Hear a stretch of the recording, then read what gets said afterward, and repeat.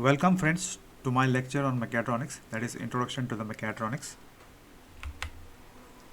Let us start by the term mechatronics, how it was coined. So it was coined in Japan.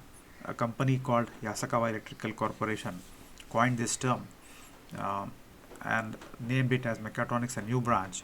As it implies from the name itself, it's a combination of mechanical and electronics.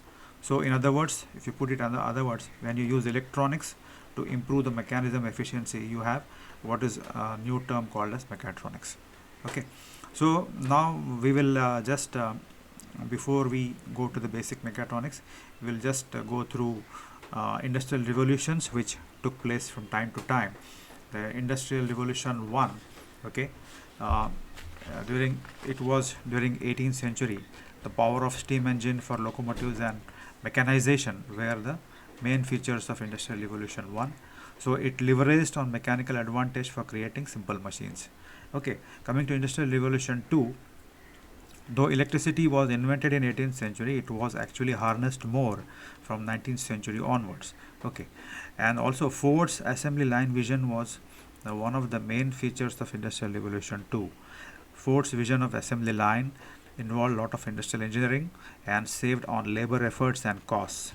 Okay, coming to industrial revolution 3, in 19th century, it was witnessed that numerical control machines and computerized numerical machines are yielding more productivity, thereby giving rise to mass production, and it was an era of digital manufacturing. So industrial revolution 3 was an era of digital manufacturing.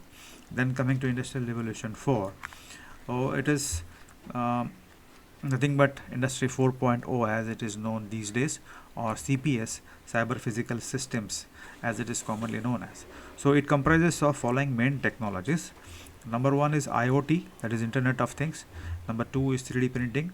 Number 3 is augmented reality and virtual reality. Number 4 is cloud computing. Number 5 is location detection. Number 6 is big data analytics. Number 7 is advanced and next gen robots through artificial intelligence and machine learning. Number 8 is smart sensors. Number 9 is cyber security. Number 10 is simulation. Number 11 system integration, and number 12 mobile technologies.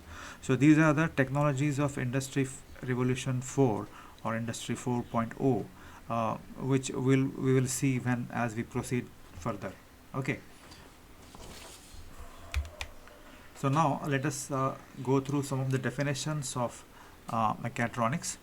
The synergistic integration of precision mechanical engineering, electronic control and systems logic in the design of products. Integration of electronics, control engineering and mechanical engineering. Then you have interdisciplinary field of engineering dealing with the design of products whose function relies on the synergistic integration of mechanical and electronic components coordinated by a control architecture. Just pay attention here, it is a synergistic integration and not just a combination. Okay, so it can be considered to be the application of computer based digital control techniques through electronic and electrical interfaces to mechanical engineering problems. Okay, so it represents next generation machines, robots and smart mechanisms for carrying out work in factory automation and home automation. So these are the definitions, some of the definitions. Now we will come to the basic elements of mechatronic systems. Just pay attention to the block diagram. First you have sensors to sense the quantity of interest, then that signal which is probably in the form of voltage, electrical voltage, that needs conversion. So it could be signal conditioning or conversion from analog to digital. Then you have digital controller, which could be a microcontroller in the between where the logic is processed, and then the output of the controller is again in the digital form, which needs again conditioning and D to A conversion, that is digital to analog conversion. Okay, and this signal goes to the actuators. Okay, so this is basically the sequence of operations in the any typical mechatronic systems. Okay, so you have sensing and actuation. Okay, in between there is a digital controller and signal conditioning. Okay, signal conditioning could be removal of noise noise factors, it could be pulse width modulation, it could be filtering, and it could be A to D and D to A conversion. Okay, so to just have a fair idea, I have just given some diagrams below. As you can see, some sensors in the first block, and they are basically elevator sensors, tactile sensors, then light dependent resistive sensors, and photoelectric sensors. As you can see, some sensors in the pictures. Then in the second block you can see A to D conversion unit, where analog signal is being converted to digital signal. So you have discrete steps here, because as you know, digital controller reads only binary signals, right? So you need discrete outputs.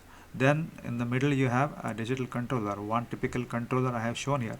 It could be any microcontroller, it could be 8051, it could be Arduino, or it could be ARM processor, it could be any digital controller which will do the logic, convert the process and give you the digital output. Then here in the fourth block you have D to A conversion, where analog signals are converted to digital digital signals are converted to analog signal. Because what happens, the actuators, they need analog signals, and sometimes they need higher currents also. So that particular function is done by this conditioning block, where digital to analog conversion is also done, and also the required current values are obtained using certain digital architectures, okay, which could be a MOSFET or a kind of thing, which will give you increased currents necessary for actuating the actuators. And in the final block, as you can see, it is electrical actuator for actuating the needle valve, as you can see the red color. Okay, so this is how that any typical mechatronic system works. So it starts from sensing the signals, and then processing the signal, converting the processing the required logic, and then digital to analog signal, and finally the actuators. The actuators are nothing but the loads where actually the work is to be done. Okay, so this is how the basic elements of mechatronic systems work. Just to have some idea of A to D and D to A converters, A to D converter converts continuous time and continuous amplitude analog signal to a discrete time and discrete amplitude signal. Okay, so the conversion involves quantization of the input. Therefore, ADC converts periodically, sampling the input. Okay, so this is how the analog digital converter works. And then now, digital to analog conversion. So it converts an abstract finite precision number, that is a binary number, into a physical quantity, that is a voltage, pressure, etc. Okay, so digital to analog converters are used to convert finite precision time series data to a continually varying physical data, which is the requirement. Okay, so now let us see what are the levels of mechatronics. You have seen or witnessed various machines, from simple pure mechanically linkaged machines to sophisticated machines having complex electronic systems. Okay, so what is the primary level? Basically, it incorporates input-output devices such as sensors, actuators, that integrates electrical signals with mechanical actions at the basic control level, that is electrically controlled fluid valves, relays and solenoids. As you must have seen this, these are purely electrical devices and devices which are required for actuation. Okay, the secondary level, this integrates microelectronics into electrically controlled devices. The examples are transistors and cassette players. Here the solid state electronics is involved. Okay, the third level, this incorporates advanced feedback functions into control strategy, thereby enhancing the quality in terms of sophistication called smart systems. The control strategy includes microelectronics, microprocessors and other ASICs, that is application specified integrated circuits, that is control of electric motors used to activate industrial robots, hard disks, CD drives, automatic washing machines, etc. So some home appliances and some office automation robots are all examples of third level mechatronics. Then fourth level, it incorporates intelligent control mechatronic systems. It introduces intelligence and fault detection and isolation capability in the system. So a typical example is an automobile or a car where you have the diagnostics feature on the dashboard which tells you the fault based on the inputs it senses. It could be a temperature, engine temperature, it could be a coolant temperature, it could be a tire pressure. So all these things are possible to see on the dashboard. So it has got fault detection systems or diagnosis systems. So now what are the basic components of uh, mechatronic system? Let us see basic components. As you have seen, uh, microcontroller is the center or the heart of any mechatronic system. Generally, microcontrollers are embedded in electromechanical devices, creating much more flexibility and control possibilities in the system design.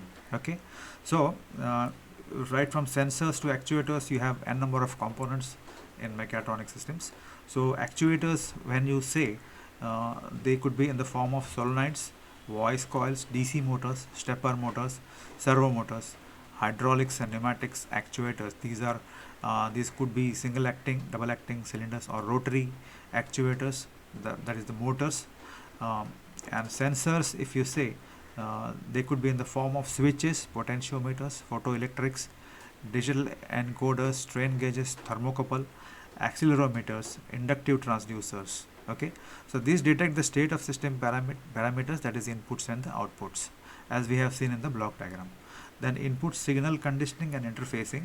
Okay, so discrete circuits, amplifiers, filters, A to D, D to A converter. So these provide connection between the control circuits and the input output devices. So these are basically required for having interface between the physical entities and the processor. Okay, so we have seen how A to D and D to A works, and also some signal conditioning elements we have discussed, that is filters. Of course, we will be discussing them in some detail. So then you have digital control architecture, where the logic is processed. It consists of logic circuit, microcontroller, PLC, control algorithms you can have there, and communication protocol. You need to have a Wi-Fi module also if you have to communicate with some other systems or some other subsystems or other microcontrollers. Okay, then output signal conditioning and interfacing, A to D and D to A converter, amplifiers, pulse width modulation, power transistors, and power operation amplifiers. Okay, so what are the basic discrete circuits? These are constructed of components which are manufactured separately. These are then assembled on PCBs. Transistor is one of the primary component of discrete circuits, and combination of transistors is used to create logic gates. These logic gates can be used to obtain the desired output from an input.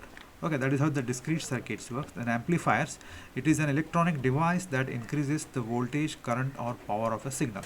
So this is what the basic function of an amplifier. Then coming to filters, these are available in three types, that is low pass, high pass, and band pass. Low pass filter, this filter attenuates all frequencies above the cutoff frequency.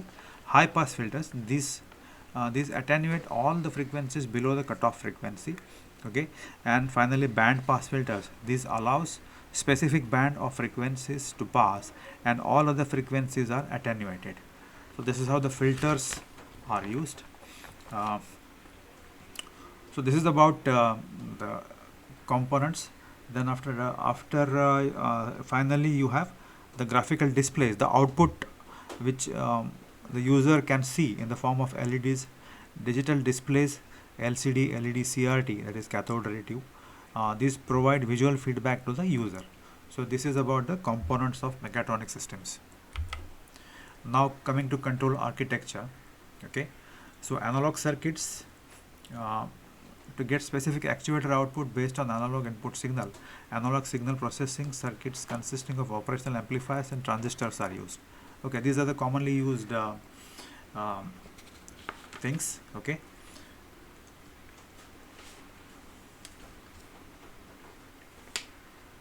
yeah, analog controllers are often often simple to design and easy to implement and can be less expensive than microprocessor based systems. Okay, digital circuits. When the input signals are digital, they can be converted to finite set of discrete states. In such cases, combination of sequential logic controllers are easy to implement in mechatronic design. Okay, for generating complex Boolean functions on a single IC, programmable logic arrays, that is PAL, and ASIC, that is application specific integrated circuits, are used. Okay, coming to PLCs, that is programmable logic controllers, these are used for interfacing and controlling analog digital devices. Now let us see what is PLC is actually. When you say PLC, it is used to control the operation of electromechanical devices, especially in adverse climatic conditions. So what does it mean? Even if you may have the controller in the cabin, whereas the actuators may be performing somewhere outside in the factory. So at a distant places you can have your actuators or end effectors, and which can be controlled with ease with the PLCs. Okay, so basically it has three parts. One is a processor. It processes the information collected from measurement systems, and takes a logical decision based on information. It is then sent to actuators and other output devices. Okay, this is the first part of PLC. Then second part is memory, to store input data of sensors, to store programs, to process the information, and to take decisions or actions. Program is a set of instruction written for processor to perform a task. A group of programs is called a software. Okay, so this is second part of PLC. And the third part of PLC is the input output devices, to receive and send. Okay, to receive a signal and to send the output signal to actuators or the output devices. So basically, to sense and actuate, you need input and output devices. So the microcontrollers used here could be any digital controller. Basically PLC controllers are specified as 16 axis, 32 axis controllers. So you can have all these axes controlled through your controller. It could be ARM processor, then Arduino Atmega 328, Arduino Uno, Raspberry Pi. So any processor can be used for PLC. Okay, now coming to next point, microcontroller. These are microcontrollers on a single IC. These provide small flexible control platform that can be easily embedded in mechatronic systems. Okay, then single board computer. These are interfaced with PC, having more features and resources. And finally, personal computers. It can be interfaced to sensors and actuators using plug-in data acquisition cards. So these are commonly used in R&D testing labs. Okay, so this is about the control architecture, right? Now there is one more type of systems called as embedded systems. These are basically microprocessor based systems. Those are designed to control a function or a range of functions, and is not designed to be programmed by the system user. So once it is designed, once the program is written, so it cannot be changed by the user. So user is only able to use the range of functions. Okay, so the program is done by the manufacturer and is burnt into a memory system and cannot be changed by the system user. Okay, so some of the examples are there. Washing machine has an embedded microcontroller which is programmed with different washing programs. The operator has to select the required washing program by means of a switch, right? So this is one example. The microwave oven is also one more example, where you have a range of functions. You have to choose amongst those ranges only. You cannot have any change in the program made. Okay, so this is about the embedded system. These are also very popular amongst mechatronic systems. Now coming to some of the applications of mechatronic systems. Okay, automobile engineering. We will be mainly emphasizing on automobile, because if you discuss all these systems, time is a constraint basically. So we'll be just focusing on few automobile applications, which are like ECM, that is engine control module, autonomous cars, and anti-lock braking systems. Okay, engine control module, basically what it does is it monitors and controls engine parameters on a continuous real-time basis, and uh, gives the output for correction as per the mapped values. Okay, autonomous cars, when you say, these are surrounded by various sensors, lidars and radars, and it takes its route without a driver, so it is basically a driverless car. Okay, then ABS is anti-lock braking system. We'll be discussing this, which is intermittent braking or a cadence braking as it is commonly known as. Then coming to aerospace applications, that is aircraft applications, you have autopilot mode, which is considered to be one of the most sophisticated mechatronic systems, where all the parameters are monitored on a real-time basis and controlled by autopilot mode. Then instrumentation, it has a lot of instrumentation, as you know, and these form closed loop control systems. Then ailerons, flaps, rudder and elevators, these are all add-ons on the aircraft, which are used for aerodynamic stability of a flight. And these add-ons are actuated with the help of hydraulic actuators. Okay, coming to manufacturing, you have automation and robotics. Whenever you need a mass production or precision processes, you need automation. Automobile assembly lines are typical, or any pharmaceutical or chemical plants, they are typical examples of automation. Then robotics, if you need repetitive work to be done in a precision manner, you need robots, which are also seen on the assembly lines of automobile. Okay, then coming to machine vision, in machine vision surveillance robots are there, and measurements are also possible by machine vision. Okay, when you say machine vision, basically what comes to mind is measurements, that is automatic inspection and analysis is possible with these systems. Testing of autonomous cars, which I just now told you, so testing of autonomous cars is also possible with the help of machine vision. Then testing of farm equipments is possible. Computer aided surgeries are possible with machine vision, and image processing and pattern recognition are also possible with machine vision. Okay, then coming to sensing and control systems, basically it is IoT. Okay, what is IoT? I think IoT we have defined earlier, right? Yeah, IoT is the internet working of physical devices embedded with electronics, softwares, sensors, actuators and network connectivity, which enables these objects to collect and exchange data.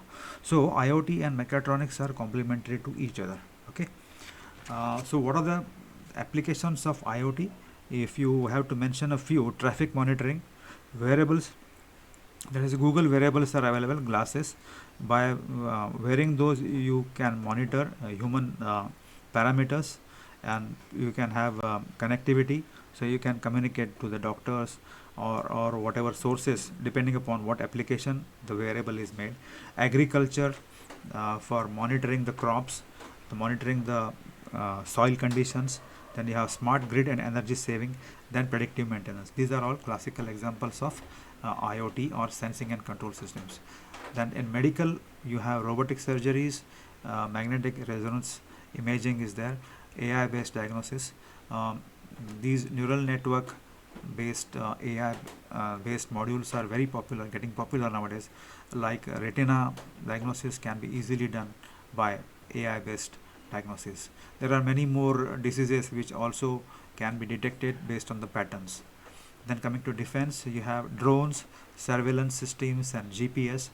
And then consumer products, you have automated packaging with PLCs. PLCs we have discussed. PLCs are commonly used in pharmaceuticals, chemicals, wherever there is a process industry, or even in automobile industries also, wherever there is a assembly or continuous process, you use PLCs. Then coming to expert systems, what are basically expert systems? Can be used for process monitoring and control, and also planning. Okay, so we will see what is basically expert system.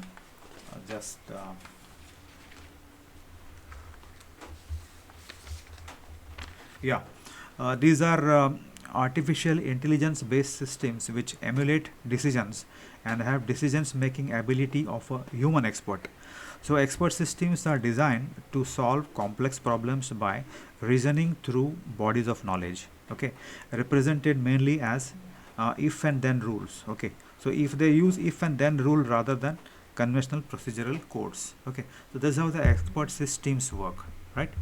Now coming to home appliances, microwave, ovens, washing machines, toast machines, and so on. These we have already discussed. They have embedded systems. Then office automation, finally Xerox machines, scanner, printer, and plotters. So these also are typical mechatronic systems.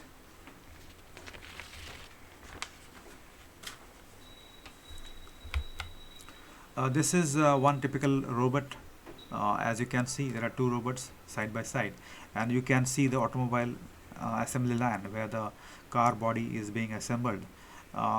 These robots probably have they are doing a work. They can do either pick and place work, but here it seems that these are welding robots. As you can see, the automobile body panels are welded with the help of these robots. These are very efficient and precision machines, and very fast also. So if you have to what is basically a robot is, it can help and assist humans, and if you want to have a repetitive task in a precision manner, these are the best options. Okay, so what are the areas of robots? Operator interface, mobility or locomotion, manipulators or effectors. These are known as manipulators or end effectors. Then sensing and perception also is possible with smart robots or next generation robots. So applications are automobile manufacturing, to perform repetitive tasks or for tasks in inaccessible zones where the human access is not allowed. Such places these robots can work. So how are they specified? They are specified based on their speed, their size, workspace, and degrees of freedoms. Okay, the degrees of freedoms are depends on the number of axes which they are able to have. Okay, 6-axis robot is there, so on and so forth. So what is the size? Basically, size depends on what type of job is to be done. If some pick and place is done, what load is to be picked and placed, or if it is a welding robot, what load it takes. So all these specifications will come in picture. Workspace talks about the envelope. So when you have a 3D robot or a 6-axis robot as shown in the figure, so the envelope is the area or the volume in which it can do the work. So that is workspace or the envelope of the robot. So these are very important aspects of any robot. So some of the applications of automobile, as you can see: powertrain control, electromechanical brakes, engine control module, traction control module, active body control, brake assist, brake by wire, anti-lock braking system, drive by wire, adaptive cruise control, and electronic stability program. So these are some of the examples which are achieved with the help of microprocessors or microcontrollers, because as you know, the modern day cars have huge number of microprocessors or microcontrollers to control all these activities. So this is typical engine control unit. As you can see, the inputs on one side and the outputs which are monitored and controlled with the help of ECU or ECM. Okay, so what are the inputs here? You can see ignition switch, throttle position sensor, vehicle speed sensor, manifold air pressure sensor, air temperature sensor, engine temperature sensor, engine oil pressure sensor, crank position sensor, cam position sensor, oxygen sensor or the lambda sensor, fuel pressure sensor, and battery voltage. These are the inputs, and the corresponding outputs, as you can see, the ignition circuit, spark plug, idling air control valve, throttle control, injectors, oxygen sensor, heaters, and onboard diagnostics. So with these inputs you can also diagnose the condition of engine performance or a state of the engine, okay, depending upon the various temperatures and pressures which are sensed by the sensors, which are inputs basically. And some of the actuators which get actuated based on these inputs are also given here. Variable valve timing, this is also actuated. It could be a solenoid valve or it could be some other mechanism, cam based mechanism. And fuel pump also needs to be actuated time to time, because these are variable geometry engines, and unlike in the previous engine versions where the fixed quantity of air and fuel used to go, now these are optimized versions of engines where as per the requirement and the load load and speed, transient conditions, the fuel and air are supplied. So fuel pump, all these actuated as per the requirement. Then radiator fan also is actuated whenever necessary, alternator for charging, and air conditioning. So these are the outputs on some of the actuators which are actuated based on the input sensed and actuated by the ECU. Now coming to certain modules or the microprocessors or the microcontrollers which monitor and control the parameters on a real-time basis. Okay, so these are basically the modules which are used on modern day cars. First is ECM, that is engine control module, or ECU as it is commonly known as. It controls a series of actuators in IC engine to ensure optimal engine performance. So ECM monitors most of the sensors in the engine bay in order to manage air-fuel ratio and emissions. Okay, so the ECM regulates air-fuel ratio, idle speed, variable valve timing, and ignition timing. This is about the ECM. Then coming to PCM, that is powertrain control module. It manages the engine, transmission, and other systems based on information it receives from various sensors around the vehicle. So it is called as a vehicle's brain, right? Next is here we have TCM, that is transmission control module. It is also called TCU or gearbox control unit. It is an electronic mechanism that collects data and processes signals within transmission in order to regulate gear shifting. So this enables shifting of gears effectively and consistently. Next we have is EBCM, that is electronic brake control module. So it is mounted in the engine bay, typically alongside a brake fluid reservoir. So it receives signals from several sensor inputs and compares it with mapped values and accordingly takes the action. Okay, then you have CCM, that is central control module.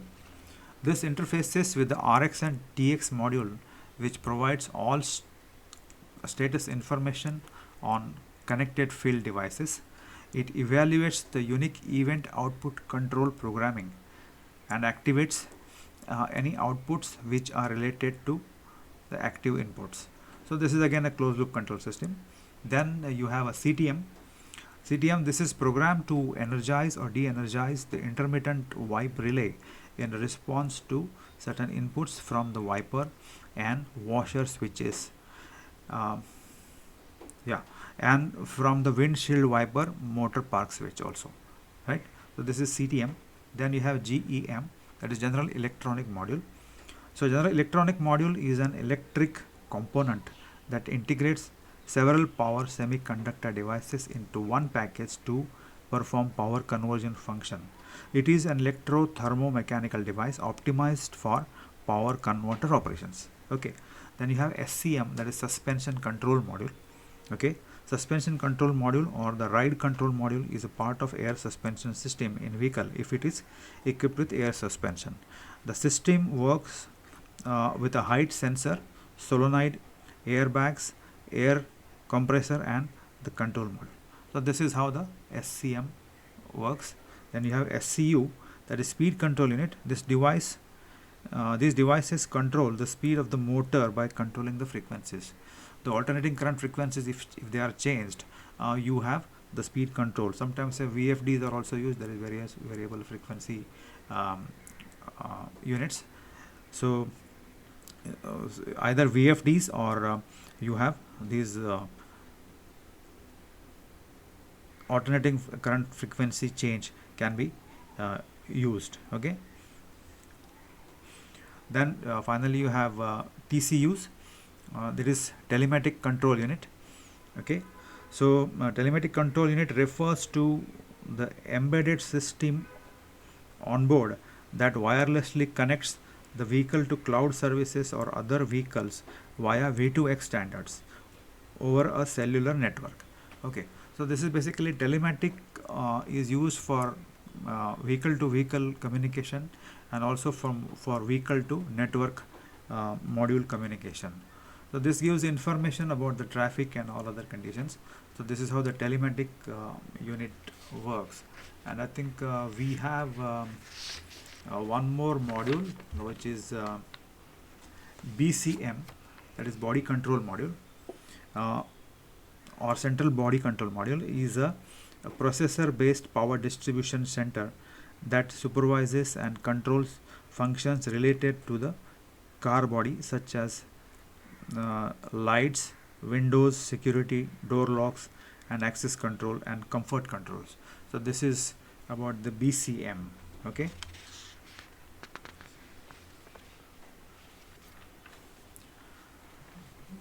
So what we have seen is various modules: ECM, PCM, TCM, EBCM, CCM, CTM, GEM, BCM, SCM, SCU, and TCU. Speed control unit either uses change of frequency or VFD, that is variable frequency drives, as we have seen, and other modules, as we have seen, they are basically used to have continuous monitoring, real-time monitoring and control.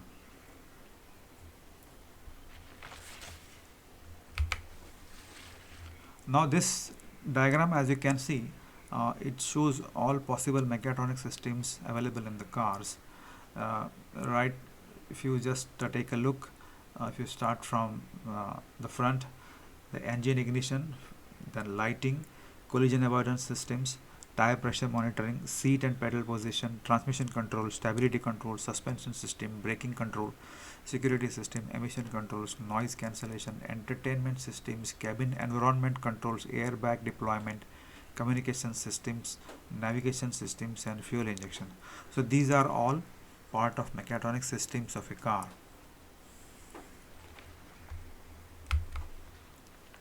Now we'll come to ABS. We have also discussed this in brief as a major mechatronic systems used in modern day cars or high-end cars. Okay, so basically anti-lock braking system is a safety anti-skid braking system used on aircraft and on land vehicles such as cars, motorcycles, trucks, and buses. Okay, so what it does is basically it prevents locking, thus maintaining the traction. Okay, ABS operates by preventing the wheels from locking up during braking, thereby maintaining tractive contract or traction with the ground. Okay, and also allowing driver to maintain more control over the vehicle. Okay, the ABS is an automated system that uses the principle of threshold and cadence braking, which were earlier used by expert drivers only. Okay, before the ABS was invented, these terms were common, that is threshold or cadence braking. Threshold means just before the wheel gets locked, the driver should lift the feet off the brake pedal, and the cadence braking is also a similar sort of thing where you have intermittent braking. Okay, the ABS operates at much faster rate and more effectively than most drivers could manage manually.